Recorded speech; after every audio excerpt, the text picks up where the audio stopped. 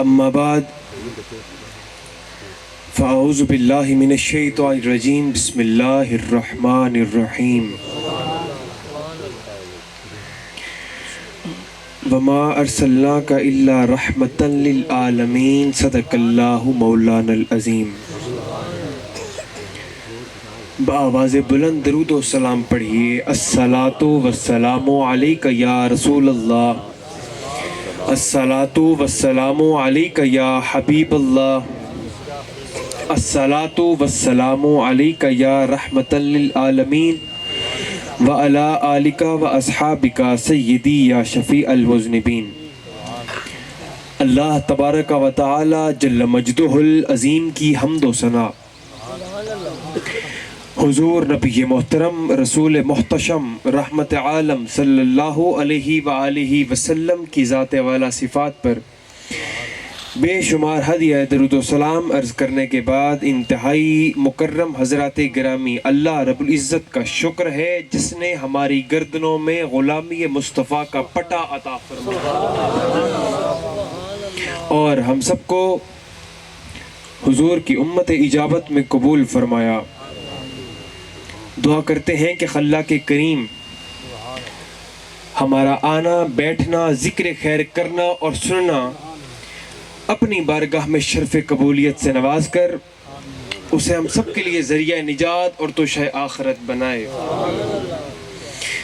صرف ایک دو باتیں آپ کی خدمت میں عرض کر کے اپنی گفتگو کو اختتام پذیر کروں گا۔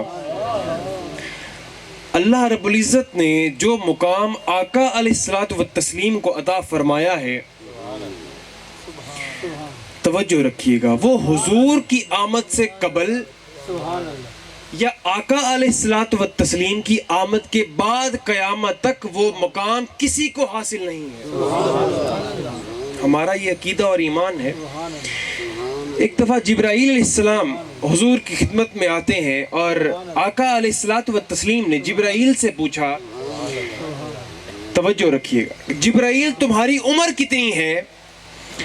تو جبرائیل کہتے ہیں کہ حضور مجھے میری عمر کا تو پتہ نہیں ہے، لیکن جب اللہ رب العزت نے مجھے تخلیق فرمایا تو ایک ستارہ تھا جو ہر 70,000 سال کے بعد آسمان پر طلوع ہوتا تھا۔ ستارہ 70,000 سال کے بعد آسمان پر طلوع ہوتا تھا۔ اس ستارے کو میں نے 72,000 مرتبہ دیکھا ہے۔ توجہ ہے، 72,000 مرتبہ اس ستارے کو میں نے دیکھا ہے۔ تو سرکار نے پوچھا کہ جبرائیل مجھے بتاؤ کہ آدم علیہ الصلوۃ والتسلیم کی تخلیق کے بعد کیا کبھی تم نے وہ ستارہ آسمان پر دیکھا ہے؟ تو جبرائیل کہتے ہیں کہ نہیں حضور، جب سے اللہ تعالیٰ نے آدم علیہ السلام کو تخلیق فرمایا تو وہ ستارہ اس دن کے بعد کبھی مجھے نظر نہیں آیا۔ تو سرکار نے فرمایا اللہ رب العزت کی عزت کی قسم، وہ ستارہ کوئی اور نہیں، میں خود مصطفیٰ، وہ کوئی اور نہیں، خود میں محمد مصطفیٰ۔ میرے بھائیوں، عمر رضی اللہ تعالی عنہ کی، جناب عمر کی خدمت میں کچھ لوگ حاضر ہوئے اور کہتے ہیں کہ حضور اب چونکہ آپ خلیفہ ہیں تو جناب عباس کے گھر کے باہر جو پرنالہ ہے وہ کھلتا ہے۔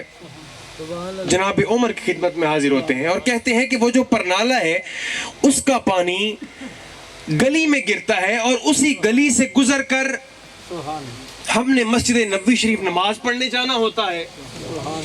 تو حضور آپ خود کو بڑا منصف اور انصاف پسند کہتے ہیں، تو آپ ایسا کیجئے کہ آپ مہربانی کر کے اس پرنالے کو گرا دیجئے۔ آپ نے فرمایا اگر ایسا ہے تو تم مجھے یہ بتاؤ کہ اس پرنالے سے تمہارے کپڑے بھی خراب ہوتے ہیں؟ جب اس کا پانی کیچڑ والا پانی گرتا ہے تو تمہارے کپڑے بھی خراب ہوتے ہیں؟ عرض کی جی حضور ہوتے ہیں۔ تو آپ نے فرمایا ٹھیک ہے چلو چلتے ہیں۔ آپ جناب عباس کے گھر گئے اور کہنے لگے کہ معذرت کے ساتھ میں یہ پرنالہ آج گرانے والا ہوں اس وجہ سے کہ اس سے لوگوں کے کپڑے خراب ہوتے ہیں۔ آپ نے وہ پرنالہ اتار کر رکھ دیا. نماز ہو گئی.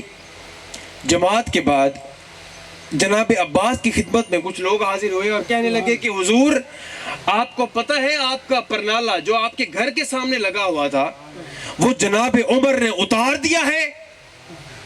انہوں نے کہا نہیں مجھے نہیں پتا، لیکن اب تم نے مجھے چونکہ بتایا ہے تو مجھ سے یہ وعدہ لے لو کہ عمر جس نے وہ پرنالہ اتارا ہے وہ خود عمر اس پرنالے کو واپس لگائے گا. وہ خود عمر اس پرنالے کو واپس لگائے گا. اب کیا ہوتا ہے، یہ بات یہاں ختم ہوئی. جناب عمر کی خدمت میں حاضر ہوئے جناب عباس اور کہنے لگے کہ حضور سنا ہے آپ نے وہ پرنالہ اتار دیا ہے.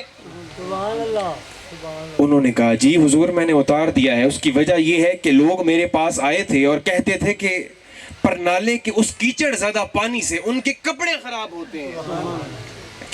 تو جناب عباس کہنے لگے کہ عمر میرے بھائی اصل میں بات یہ نہیں ہے، جو لوگ تمہارے پاس آئے تھے ان لوگوں نے میرے سامنے بھی یہ گزارش کی تھی کہ اس پرنالے کو اتار دیجئے، اور کئی دفعہ میرا ارادہ بھی بنا کہ میں اس پرنالے کو اتار دوں، لیکن اس پرنالے کو خود مصطفیٰ کریم نے لگایا، جس کی وجہ سے اس پرنالے کو نسبت ہے مصطفیٰ کے ساتھ.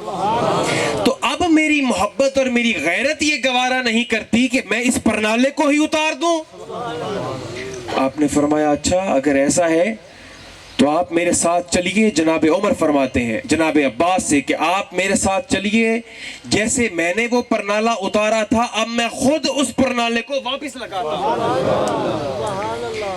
چل پڑے. پہنچتے ہیں گھر کے باہر تو اب چونکہ پرنالہ تھوڑا اونچا تھا تو جناب عمر کہتے ہیں کہ حضور اب کسی جانور پر بیٹھ کر تو ہم پرنالہ لگا نہیں سکتے. جناب عباس سے کہتے ہیں کہ آپ ایسا کیجئے آپ میرے کندھوں پر چڑھ جائیے اور آپ وہ پرنالہ خود اپنے دستے مبارک سے وہاں واپس نصب کر دیجئے. تو میرے بھائیوں یہ مقام ہے مصطفیٰ علیہ الصلوۃ والتسلیم کا. آج ہم کن چکروں میں پڑ گئے ہیں؟ معاذ اللہ نبی ہمارے جیسے اور ہم نبی جیسے. غور فرمائیے گا ان باتوں پر. اللہ رب العزت نے ہمیں آقا علیہ الصلوۃ والتسلیم کے ساتھ نسبت عطا فرمائی ہے، تو ہمیں یہ چاہیے کہ حضور کی اس نسبت کا خیال کرتے ہوئے اپنی زندگیوں کو مثبت انداز میں بدل لیں تاکہ ہماری آخرت بھی اچھی ہو جائے. دعا کرتے ہیں کہ اللہ کے کریم ہماری اس حاضری کو اپنی بارگاہ میں قبول فرمائے. وآخر دعوانا ان الحمدللہ رب العالمین.